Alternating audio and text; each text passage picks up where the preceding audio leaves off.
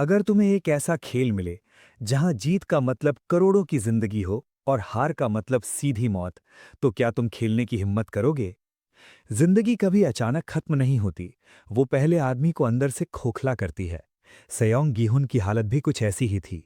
वो कोई बुरा इंसान नहीं था, लेकिन हालात ने उसे ऐसा बना दिया था कि वो खुद से नजर नहीं मिला पाता था। उसकी सुबह कर्ज की चिंता से शुरू होती थी और रात शर्म के साथ खत्म होती थी। उसकी माँ जो खुद बीमार थी, अब भी उस पर भरोसा करती थी, और यही भरोसा उसके लिए सबसे भारी बोझ बन चुका था। जब उसकी माँ उसे उसके बेटे के जन्मदिन के लिए पैसे देती है, तो वो पैसा सिर्फ खर्च करने के लिए नहीं होता, वो भरोसे की एक आखिरी डोर होती है। लेकिन गीहून उस डोर को भी पकड़ नहीं पाता। वो अपनी माँ का एटीएम कार्ड चुराता है, क्योंकि उसके लिए उस वक्त सही और गलत का मतलब बदल चुका था। वो पैसे निकालता है और घोड़े की रेस में लगा देता है। ये जीत उसे कुछ समय के लिए ये महसूस कराती है कि शायद किस्मत अभी पूरी तरह खत्म नहीं हुई है। लेकिन ये खुशी बहुत छोटी होती है, क्योंकि गीहुन पहले से कर्ज में डूबा हुआ है और जिन लोगों से उसने पैसे लिए हैं वो इंतजार नहीं करते। जब भी उसे पकड़ते हैं और बेरहमी से पीटते हैं, तब ये साफ हो जाता है कि ये दुनिया गलती करने वालों को दूसरा मौका नहीं देती। जब वो अपनी जेब में पैसे ढूंढता है और उन्हें नहीं पाता, तब उसे याद आता है कि भागते वक्त वो एक लड़की से टकराया था। उसे तब नहीं पता कि वही लड़की आगे उसकी कहानी का हिस्सा बनेगी। गीहुन को 1 महीने का समय दिया जाता है। ये समय दया नहीं होता, ये चेतावनी होती है। वो फिर से पैसे जुटाने की कोशिश करता है और अपने बेटे को खाना खिलाने ले जाता है, जैसे कुछ भी गलत नहीं हुआ हो। लेकिन उसकी जिंदगी अब पटरी से उतर चुकी है। स्टेशन पर वो ट्रेन मिस कर देता है और वहीं उसकी मुलाकात एक अजनबी से होती है। ये अजनबी न तो धमकी देता है, न ही डराता है। वो बस एक खेल की पेशकश करता है। ये खेल थप्पड़ों और पैसों के बीच होता है। हर थप्पड़ गीहुन की इज्जत को तोड़ता है, लेकिन हर जीत उसे ये सिखाती है कि अपमान सहकर भी पैसा कमाया जा सकता है। यही इस खेल की असली परीक्षा होती है। जब उसे पैसे मिलते हैं और एक कार्ड दिया जाता है, तो कोई उसे मजबूर नहीं करता। यही सबसे खतरनाक बात है। यहाँ कोई जबरदस्ती नहीं है। जब वो घर लौटता है तो उसे पता चलता है कि उसकी बेटी अमेरिका जाने वाली है। ये खबर उसे अंदर से तोड़ देती है। वो जानता है कि अगर उसके पास पैसे नहीं हुए, तो वो अपनी बेटी को खो देगा। इसी डर में वो कार्ड पर दिए गए नंबर पर कॉल करता है। ये कॉल किसी खेल में शामिल होने का नहीं, बल्कि अपनी हार को स्वीकार करने का फैसला होता है। उसे एक वैन में बिठाया जाता है, जहां और भी लोग होते हैं। सभी को गैस से बेहोश कर दिया जाता है।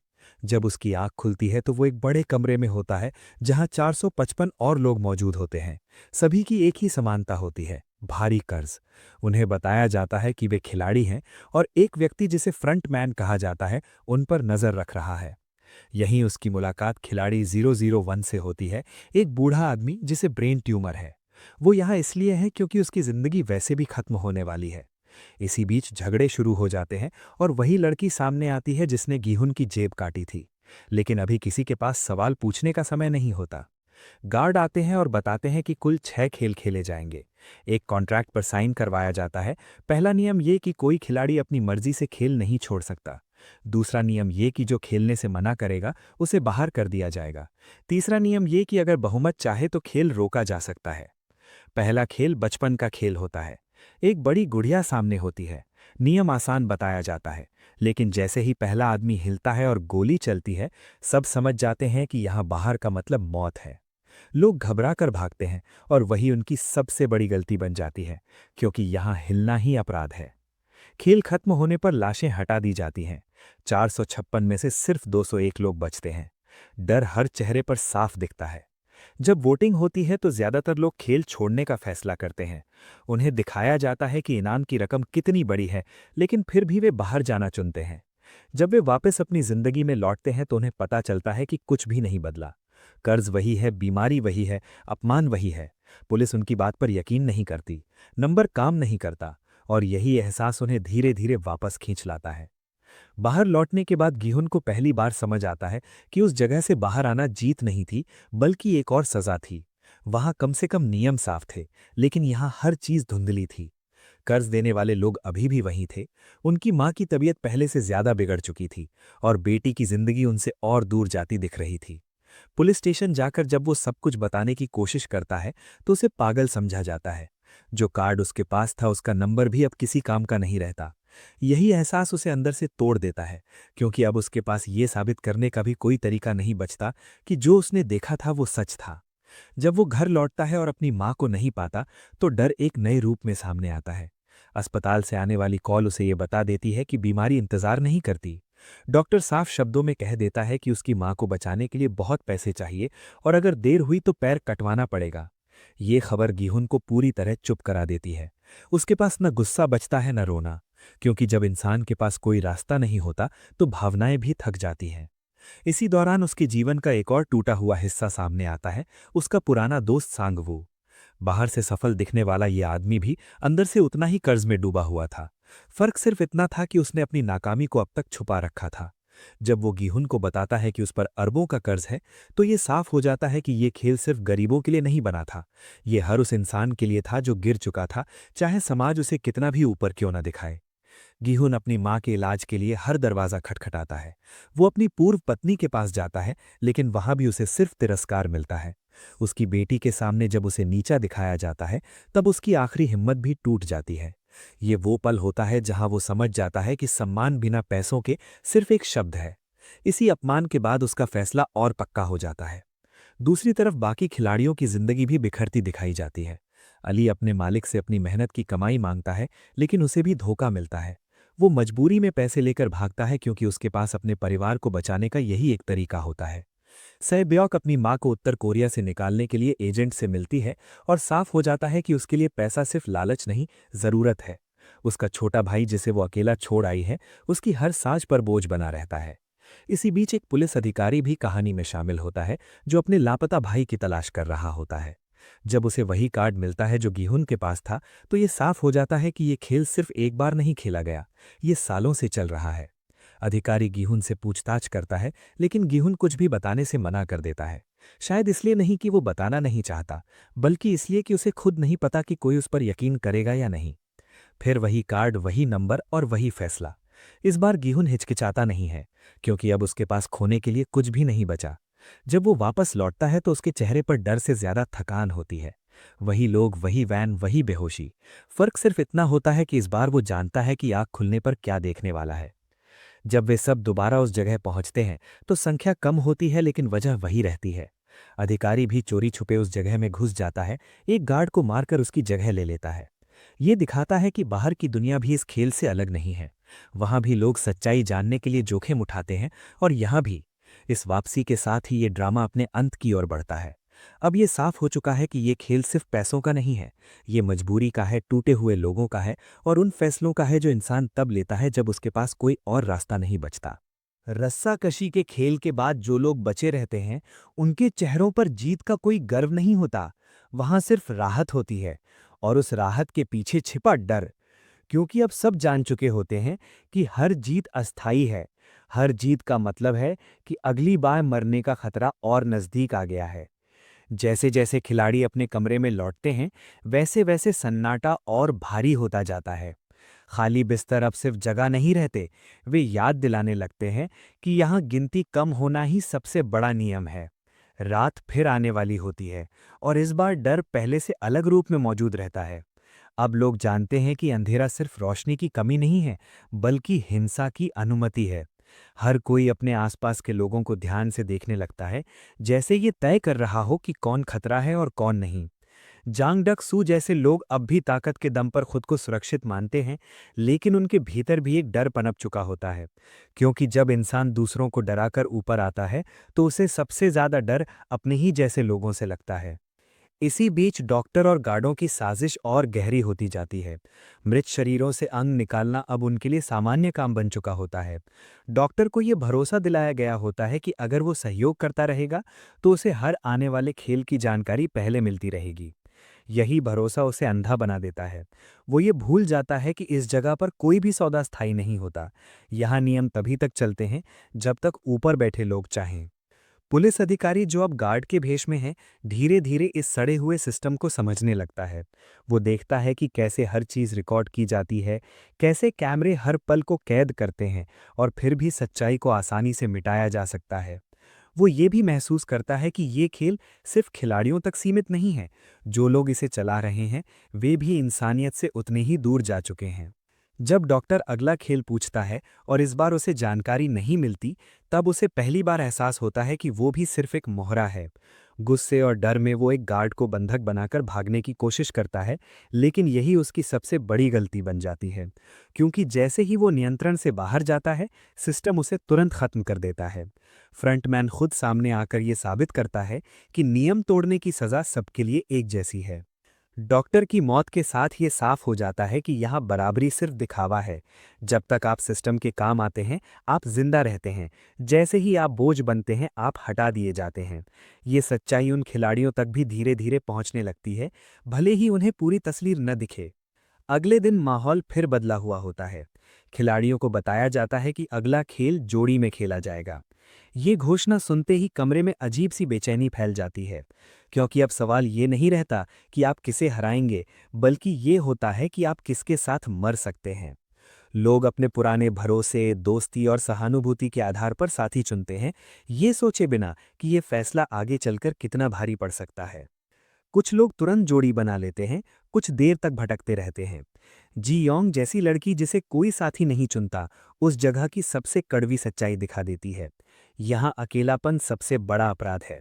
जो अकेला है वो पहले टूटता है। जब खेल शुरू होता है और 10 कंचे दिए जाते हैं, तब नियम समझ आते हैं।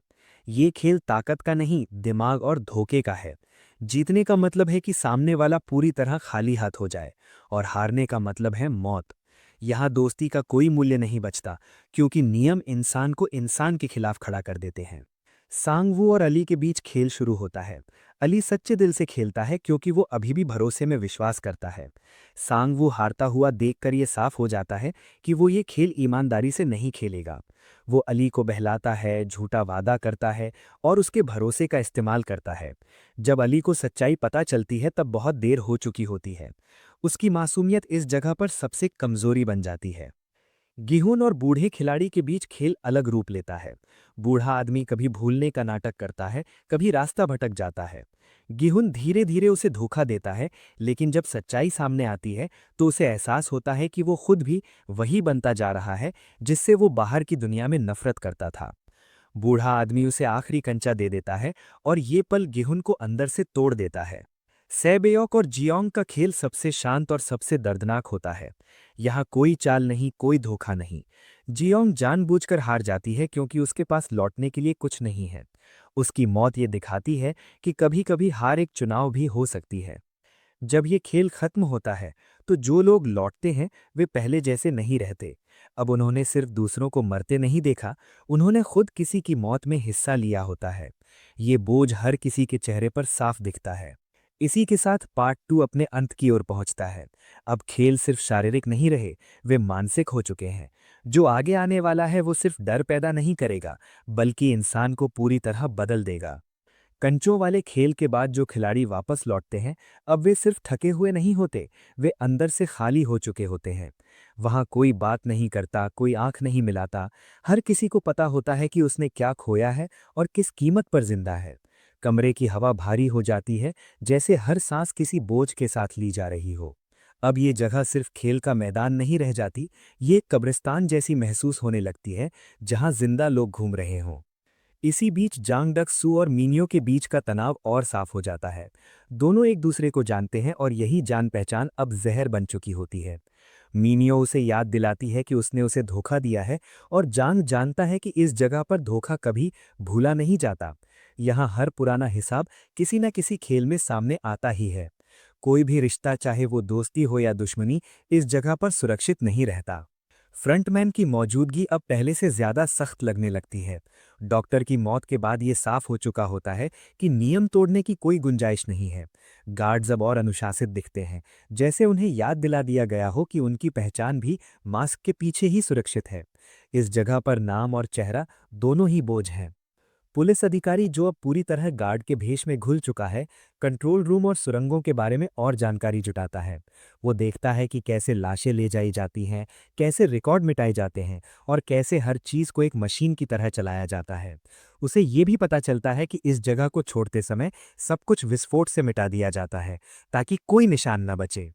ये एहसास उसे और सतर्क कर देता है, क्योंकि अब वो जान चुका है कि यहाँ गलती की कोई गुंजाइश नहीं है। अगली सुबह खिलाड़ियों को फिर से लाइन में खड़ा किया जाता है। संख्या अब बहुत कम रह गई होती है। हर चेहरा जाना पहचाना लगने लगता है और यही सबसे डरावनी बात होती है, क्योंकि अब जब कोई गायब होता है तो वो सिर्फ एक नंबर नहीं रह जाता, वो एक याद बन जाता है। और यादें इस जगह पर सबसे भारी चीज होती हैं। खिलाड़ियों को खाने के लिए बुलाया जाता है और इस बार माहौल अजीब होता है। खाने के साथ एक चाकू भी रखा होता है। कोई कुछ नहीं कहता, लेकिन सब समझ जाते हैं कि ये सिर्फ खाने का औजार नहीं है, ये एक इशारा है। जैसे सिस्टम ये याद दिला रहा हो कि आखिरी खेल से पहले वो चाहें तो खुद ही एक दूसरे को खत्म कर सकते हैं। ये मानसिक दबाव किसी भी खेल से ज्यादा खतरनाक होता है। गेहुन सैबयौक की हालत को देखता है और समझ जाता है कि वो गंभीर रूप से घायल है। कांच के टुकड़ों से उसे अंदरूनी चोट लगी थी और उसका खून रुक नहीं रहा था। वो मदद मांगने जाता है, लेकिन जब वो लौटता है तब तक देर हो चुकी होती है। सांग हू उसे मार चुका होता है। ये पल गेहुन को पूरी तरह तोड़ देता है, क्योंकि अब लड़ाई सिर्फ खेल की नहीं रह जाती, ये व्यक्तिगत हो जाती है। सेबयौक की मौत के बाद माहौल और ठंडा हो जाता है। अब सिर्फ 3 खिलाड़ी बचे होते हैं। खेल अपने अंत की ओर बढ़ रहा होता है और ये साफ हो जाता है कि यहाँ कोई विजेता खुश नहीं होगा।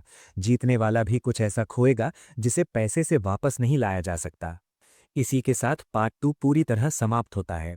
ये हिस्सा ये दिखाता है कि खेल सिर्फ शरीर नहीं तोड़ते, वे रिश्ते, भरोसा और इंसान की आत्मा तक को काट देते हैं। अब जो बचा है वो सिर्फ आखिरी रास्ता है, जहां जीत और हार दोनों की कीमत एक सी होती है।